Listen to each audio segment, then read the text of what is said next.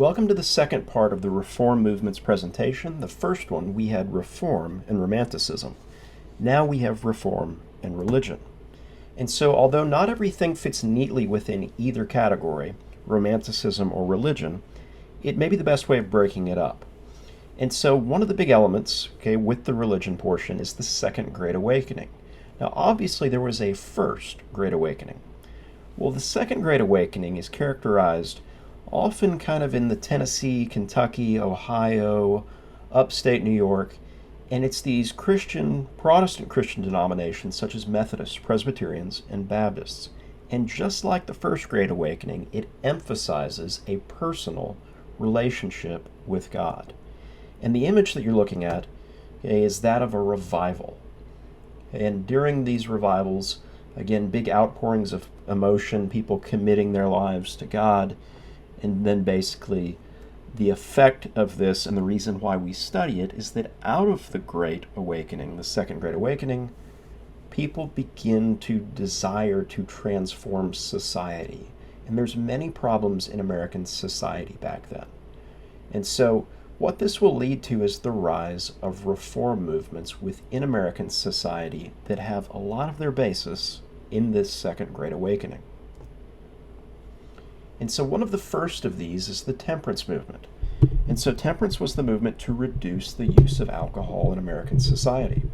We talked earlier in the year about how alcohol was quite often what was basically drank on a day-to-day basis by people in the absence of clean water. And so a lot of that was cut down, but even still, of course, it has potentially addictive properties for many people.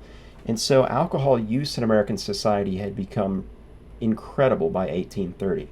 There's an entire book on the subject called The Alcoholic Republic that they may make you read in college. The amount of alcohol that they drank in the 1830s is mind-blowing. It's way more than what people drink today. And so this was a big problem. And a lot of the problem is being faced by women. Because a lot of what's happening is you have men who go out there and spend the money on alcohol that belongs to the family. Now the family doesn't have access to that money, and sometimes that use of alcohol leads to domestic violence. It leads to things that are not good. And so the temperance movement pushes to get people to pledge that they will reduce their use of alcohol. Temperance does not mean that you are completely eliminating the use of alcohol. That would be more like prohibition, which will come about 100 years later. This is the reduction of it. And so temperance goes perfectly with the women's rights movement. Again, a lot of who's spearheading temperance, it's the churches and it's women. And so the next thing up is, of course, the women's rights movement. Women had been denied the right to control their wages, money. They also could not own property in most states. And so they had very little in the way of rights. And so what they want, in addition to the ability to control the money that they make at their work or to hold property, is also the right to vote. Susan B. Anthony becomes the most famous of all the suffragettes, these people pushing for women's suffrage, and in many ways the most famous of the women's rights movement. The most famous place where they will meet is at Seneca Falls, New York, for the first Women's Rights Convention. The convention adopts something called the Declaration of Sentiments and Resolutions. And based on the title, you can quickly understand that this is based on, modeled after, the Declaration of Independence.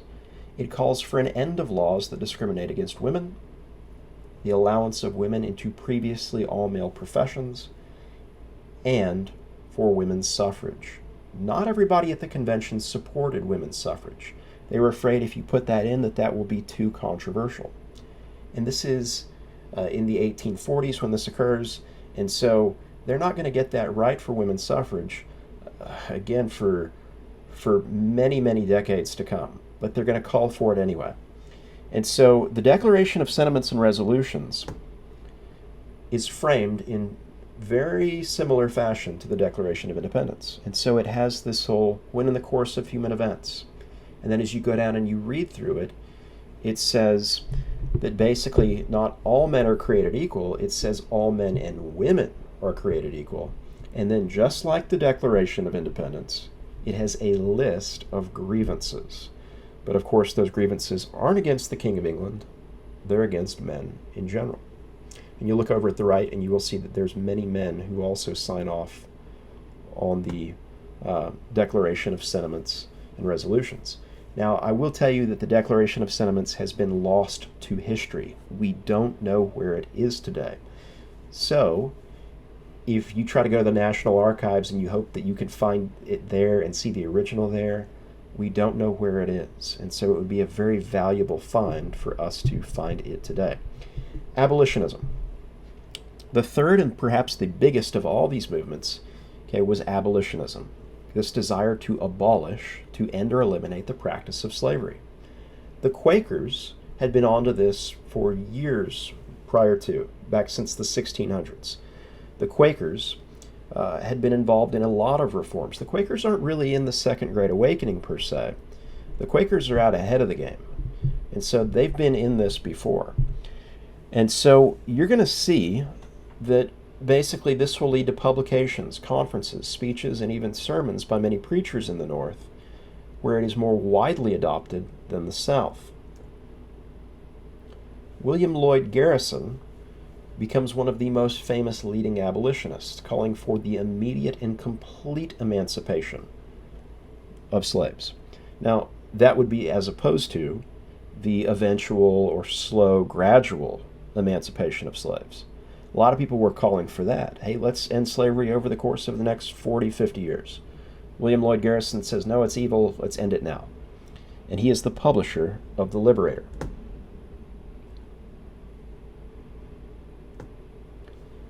Again, Garrison is a Christian who, through his interpretation of the Bible, basically, as you can see with this quote, pause it if you wish to read it in its totality, Garrison basically uses the Bible in his Christianity, his faith, to reject slavery. And there were other people who used the Bible to support it, especially in the South. The other famous abolitionist is, of course, the former slave Frederick Douglass. And so Frederick Douglass, like William Lloyd Garrison, will also become a publisher of an abolitionist newspaper. His will be called the North Star. On the left, down at the bottom, you can see Frederick Douglass when he was young, and on the right, you can see Frederick Douglass on the right. A couple good Frederick Douglass quotes. I'm going to include a thing where you can go and find maybe your favorite Frederick Douglass quotes. He has some terrific quotes that are out there. And so if you could throw one in that you feel is the best, speaks to you the most, and tell me why you like it.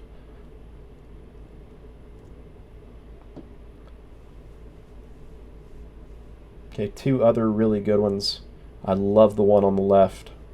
Pause it, read it. It's terrific. The one on the right, it is easier to build strong children than to repair broken men, is very often quoted, and it is very accurate. Okay, the next one, you have seen how a man was made a slave. You shall see how a slave was made a man. And this was Frederick Douglass with his first wife over on the left. And so his first wife was black, and then eventually he had 5 children with her, and she passed away, and he ended up marrying the woman who is over on the right, a white woman. And back in the day, that was terribly controversial. Not only did basically the white woman's family were they upset about this, even though they themselves were abolitionists, also Frederick Douglass's family, his 5 kids, they were upset with him about this. And so this was something that Frederick Douglass did. Now, Frederick Douglass himself, like if we go back to Sally Hemings, Frederick Douglass had a mother, and he would say this. He said, I had a mother, my first wife was like my mother, who was black, and my second wife was like my father, who was white. And so this is Frederick Douglass's house in Maryland. This is called Cedar Hill, and it's a really beautiful house going back to the 1890s. It would be the equivalent of a $1.1 million house today. And so this was a huge thing. Imagine a former slave getting a house that cost that much money. The view from the house in the middle of this neighborhood, it's on this giant hill rising over the neighborhood, allows you to see Washington, D.C. You can see Washington Monument in the far distance, putting the mouse over where it is, and over here you can see Congress. You can imagine before many of these buildings were up that you had a much clearer view of the nation's capital. And so that was his house. This was his study. And they'll tell you when they bring you into the study that the books in the study cost almost as much as the house, or something relatively equal.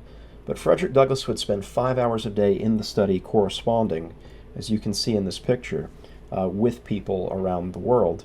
And so just a really cool house. If you ever get a chance to visit the Frederick Douglass House in Maryland, do it. It's pretty cool. Sojourner Truth is another one. Sojourner Truth would escape slavery in upstate New York. She was an abolitionist and an advocate for women's rights. Because obviously, if you're Sojourner, not only are you needing to advocate for your rights as a former slave, but also you need to advocate for your rights as a woman. And so here you can see some of Sojourner Truth's quotes.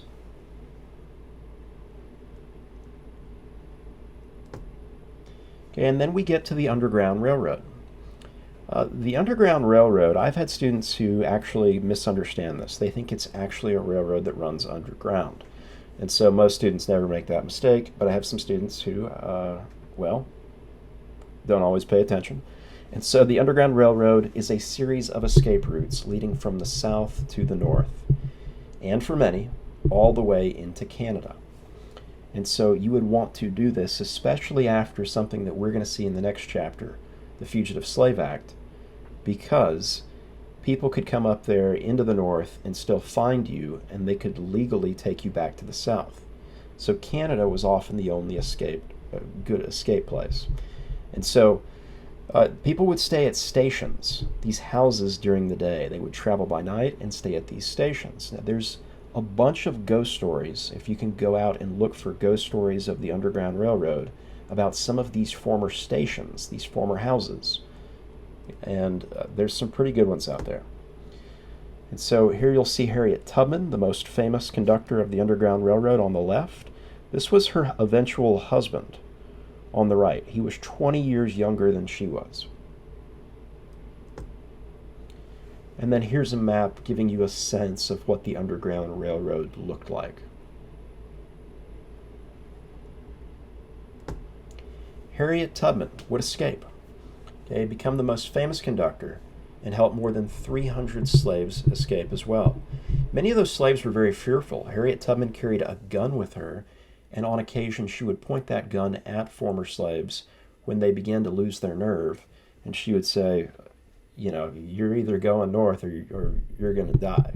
And so she basically was able to get every last one of these people, and very proud of it, to the north, to freedom. Later on, during the Civil War, she becomes the first woman in U.S. history to lead a military raid. And basically, this would be in South Carolina. Not in the notes, her real name was Aramita Ross, and she was struck in the head while a slave. Basically, a slave owner threw a weight that hit her in the head, and she had epileptic seizures and narcolepsy throughout the rest of her life. Okay, we are also planning on potentially putting her on the $20 bill, replacing Andrew Jackson. And so that has been delayed, but it is still in the works. And that is not a final version of the bill. We don't know what the bill will actually be designed to look like. William Still is another person that you should know. Now, William Still does not come up. He is not tested. But William Still is considered the father of the Underground Railroad. Through his efforts, nearly 800 slaves would escape to the north. This is his house on the right in Philadelphia. And that house always had people, as a station, coming through up that stoop, up those front steps, into the house and staying there at night. He kept very careful records of all the individuals who came through his house. He was a very big businessman as well. And so he helps all these people. We know that Harriet Tubman stayed there several times. And so Harriet Tubman went up those steps.